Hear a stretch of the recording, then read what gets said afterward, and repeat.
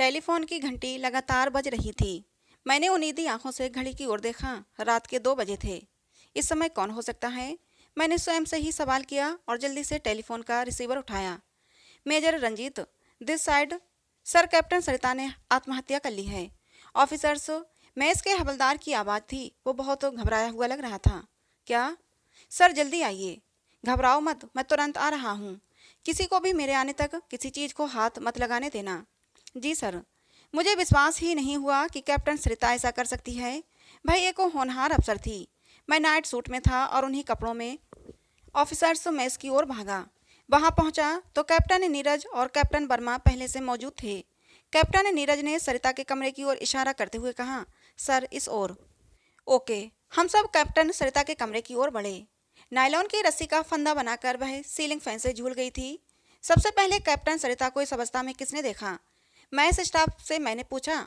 Sir, 10 बजे ma'am ने गर्म दूध मंगवाया था।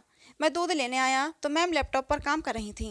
मैंने दूध का गिलास रख दिया। उन्होंने कहा, आधे घंटे में गिलास ले जाना। मैं जी कहकर लौट आया। आकर कुर्सी पर बैठा तो मेरी आंख लग गई। आंख खोली तो देखा कि मैम के कमरे की लाइट जल रही थी। सोचा, खाली गिलास उठा लाता हूँ। मैम के कमरे में आया तो उनको पंखे से लटका देखा। मैंने उनका चेहरा देखकर अनुमान लगाया था कि वे मर चुकी हैं। तुरंत आपको सूचित किया। क्या तुम्हें इस बात का ध्यान नहीं रहा कि इतनी रात गए किसी महिला अफसर के कमरे में नहीं जाना चाहिए? मैं इस हवलदार को घूरते हुए कहा। सर, मुझे समय का ध्यान नहीं रहा। मैंने घड़ी की ओर देखा ही नहीं। मैंने सोचा मेरी आंख लगे अधिक देर नहीं हुई है, इसलिए चला गया सर। मैंने देखा इस हवलदार एकदम डर गया है। शायद उसे लग रहा था कि इस छोटी सी गलती के लिए उसे ही ना फंसा दिया जाए। कैप्टन नीरज, देखो कोई सुसाइड नोट है या नहीं। तब तक मैं मिलिट्री पुलिस को इसकी सूचना दे देता हूँ। ये कहते हुए मैं टेलीफोन की ओर बढ़ा। मैंने नंबर डायल किया तो दूसरी ओर से आवाज आई, सर, मैं डेस्क एनसीओ हवलदार राम सिंह बोल रहा हूँ। इधर से मैंने कहा, मैं ओएमपी से मेजर रंजीत सिंह बोल रहा हूँ। मुझे आपके ड्यूटी अफसर से तुरंत बात करनी है। सर, 1 सेकंड होल्ड करें, मैं लाइन ट्रांसफ़र कर रहा हूँ, राम सिंह ने कहा। कुछ समय बाद दूसरी ओर से आवाज़ आई, ड्यूटी अफसर कैप्टन डोगरा स्पीकिंग। सर, इतनी रात गए कैसे याद किया? एक बुरी खबर है captain Dogra. Captain Sarita committed suicide. मैंने उसे बताया। ओहो सर, ये तो बहुत बुरी खबर है। सर, किसी को बॉडी से छेड़छाड़ न करने दें। मैं अभी टीम भेज रहा हूँ। प्लीज़ मेजर साहब, do inform to brigade major in brigade headquarter. I will also inform him. ये कहकर कैप्टन डोगरा ने फ़ोन काट दिया। मैंने तुरंत बीएम साहब को फ़ोन लगाया। दूसरी ओर से आवाज़ आई, yes major Batra speaking. Major Ranjit this side. मैंने कहा, in odd hours, is there any emergency major Ranjit? Yes captain, Sarita committed suicide. ओहो sad news major. Have you inform military police? Yes major. Okay, please do needful. Right major. मैं अभी phone करके हटाई था कि military police की team आ गई। उस टीम में एक सूबेदार, 2 हवलदार थे। उन्होंने मुझे सैल्यूट किया और चुपचाप अपने काम में लग गए। इतने में कैप्टन नीरज मेरे पास आया और कहा, सर, और कुछ तो नहीं मिला, लेकिन ये डायरी मिली है। मैं मिलिट्री पुलिस की टीम से बचा कर ले आया हूँ। सोचा टीम के देखने से पहले शायद आप देखना चाहें। Good job captain Neeraj. Thanks sir. Captain Neeraj, head clerk को मेरे पास भेजो। Right sir. थोड़ी देर बाद हेड क्लर्क साहब आए, सैल्यूट किया और चुपचाप आदेश के लिए खड़े हो गए। मैंने उन्हें गहराई से देखा और कहा, you know what has happened? Yes sir. Give telegram to her parents. Just write down captain Sarita expired. Give nearest railway station and my cell number. Don't write word suicide. Right sir. Make this telegram most urgent. Sir, हम cell से भी inform कर सकते हैं, पर इस समय हम इस अवस्था में नहीं कि उनसे बात कर सकें। Just do it, it is my order. साहब गए तो मेरे सेवादार ने आकर कहा, सर, ब्रिगेड कमांडर साहब आपको याद कर रहे हैं। उन्होंने कहा है जिस अवस्था में हो आ जाएं। उनके साथ और कोई भी है? सर, बीएम साहब हैं। ठीक है, तुम उनको ऑफिस में ले जाकर बैठाओ, उन्हें पानी वगैरह पिलाओ, तब तक मैं आता हूँ। जी सर, कहकर वह चला गया। लेकिन मैं खुद पिछली यादों में खो गया। अभी पिछले सप्ताह की ही तो बात है। ब्रिगेड ऑफिसर्स मेस की पार्टी में कैप्टन सरिता ब्रिगेडियर यानी ब्रिगेड कमांडर साहब से चिपक कर डांस कर रही थी। मुझे ही नहीं बल्कि पूरी यूनिट के सभी अफसरों को ये बुरा लगा था। मैं उसका कमांडिंग अफसर था, मेरा फर्ज था मैं उसे समझाऊं। और दूसरे रोज मैंने उसे ऑफिस में बुलाकर उसे समझाने की कोशिश भी की थी। मैंने उसे कई सवाल किए थे। कल रात पार्टी में ब्रिगेडियर साहब के साथ इस तरह डांस करना क्या अच्छी बात थी? मैंने उसे डांटते हुए कहा। कुछ समय के लिए वह झिझकी, फिर बड़े साफ शब्दों में बोली, सर मैं उनके साथ रिलेशन में हूँ। क्या बकवास है ये? जानती हो तुम क्या कह रही हो? तुम कैप्टन हो, वे ब्रिगेडियर हैं। तुम्हारे और उनके स्टेटस में जमीन आसमान का फर्क है। वे शादीशुदा हैं, 2 बच्चे और एक सुंदर बीवी है। तुम उनके साथ कैसे रिलेशन रख सकती हो? थोड़ा सा भी दिमाग है तो जरा सोचो। सर उन्होंने कहा है कि वे मेरे साथ लिव इन रिलेशन में रहेंगे।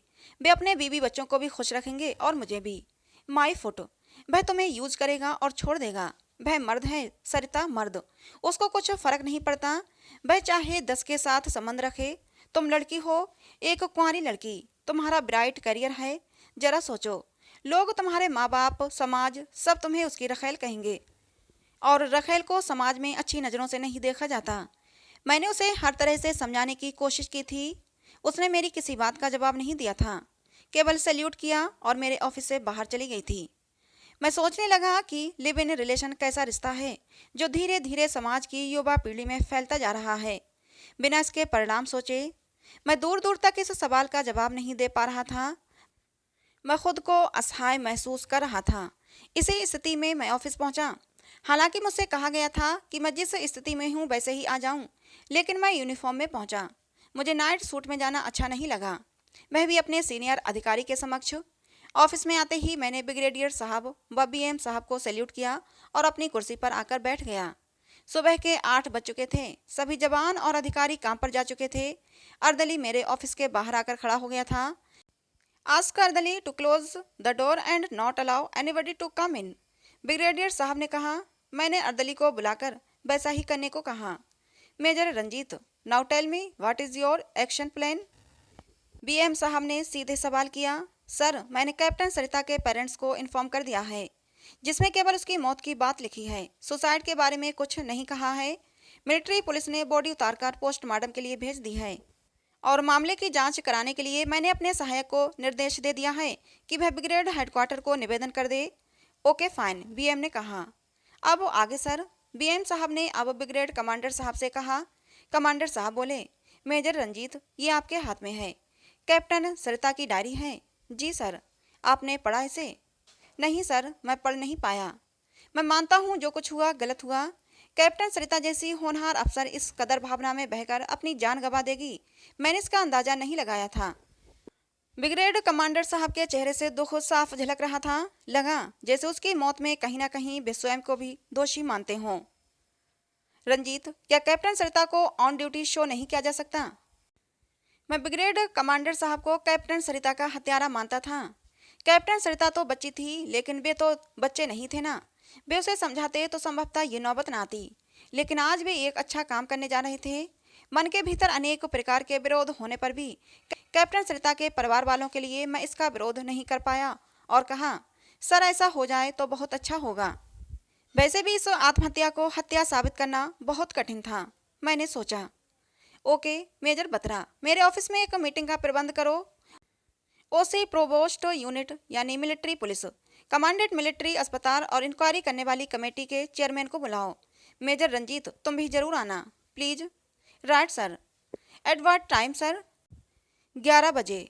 और कोर्ट ऑफ इंक्वायरी के लिए जो आप लेटर लिखें उसमें सुसाइड शब्द का इस्तेमाल मत करें। Just use death of captain Sarita. Sir. मेरे इतना कहते ही सब उठकर चले गए। मैंने असिस्टेंट साहब को बुलाया और कैप्टन सरिता की डेथ के संबंध में ब्रिगेड हेडक्वार्टर को लिखे जाने वाले लेटर के लिए आदेश दिए। मैंने अर्दली को बुलाकर चाय बिस्कुट लाने के लिए कहा। वह ले आया तो धीरे धीरे चाय की चुस्कियां लेने लगा। मेरे पास इतना समय नहीं था कि बंगले पर जाकर नाश्ता करता और फिर मीटिंग पर जाता। मैं कैप्टन सरिता की डायरी को भी एकांत में पढ़ना चाहता था, इसलिए उसे ऑफिस के लॉकर में बंद कर दिया। 11 बजने में 10 मिनट बाकी थे जब मैं ब्रिगेड हेडक्वार्टर के मीटिंग हॉल में पहुंचा। सभी अधिकारी जिन्हें बुलाया गया था आ चुके थे। केवल बीएम साहब और कमांडर साहब का इंतजार था। मैंने सभी अधिकारियों को सैल्यूट किया और अपने लिए निश्चित कुर्सी पर जाकर बैठ गया। ठीक 11 बजे बीएम साहब और ब्रिगेड कमांडर साहब आए। सभी ने उठकर उनका अभिवादन किया। सभी के बैठ जाने के बाद कमांडर साहब ने कहना शुरू किया, जेंटलमैन, आप सब जानते हैं हम यहाँ क्यों इकट्ठे हुए हैं। मैं आपका अधिक समय न लेते हुए सीधी बात पर आ जाता हूँ। कैप्टन सरिता अब हमारे बीच नहीं है। She has committed suicide. कुछ समय रुककर कमांडर साहब ने अपनी बात की प्रतिक्रिया जानने के लिए सभी के चेहरों को गौर से देखा।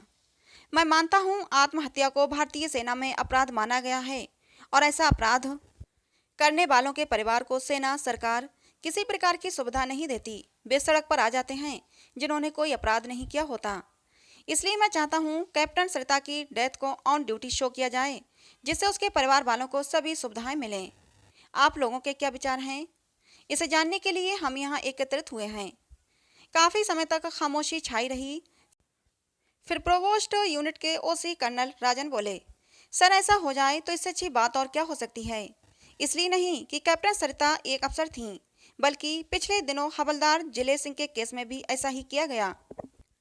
और कर्नल सुरेश, कमांडर साहब ने ओसी एमएच से पूछा, सर मुझे कोई ऐतराज नहीं, केवल मिलिट्री पुलिस की इनिशियल रिपोर्ट को समझदारी से बदलना होगा।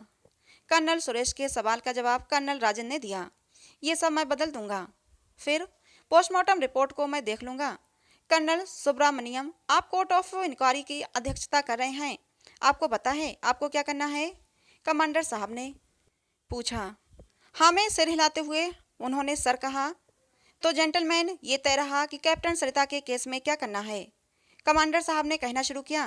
कर्नल सुरेश, पोस्टमार्टम रिपोर्ट में कारण ऐसा होना चाहिए जिसे कहीं भी चैलेंज न किया जा सके। सर ऐसा ही होगा। ओके जेंटलमैन, मीटिंग अब खत्म। 1 सप्ताह में सारा काम हो जाए। मीटिंग समाप्त होने पर सभी अपने अपने कार्यालय में चले गए। गाड़ी में बैठते ही मुझे कैप्टन सरिता की डायरी याद आई। ड्राइवर ने जब इस आशय से मेरी ओर देखा कि अब कहाँ जाना है, तो मैंने उसे ऑफिस चलने के लिए कहा। ऑफिस पहुंचकर मैंने डायरी निकाली और पढ़ने लगा। लिखा था, मेरे सपनों के राजकुमार।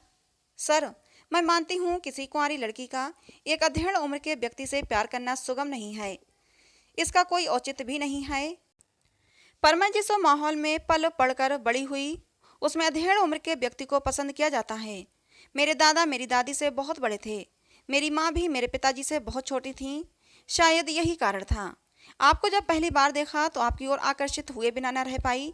आपने मुझे सब बताया कि आपके 2 बच्चे हैं, एक सुंदर बीबी है जिसे आप किसी भी तरह छोड़ नहीं सकते।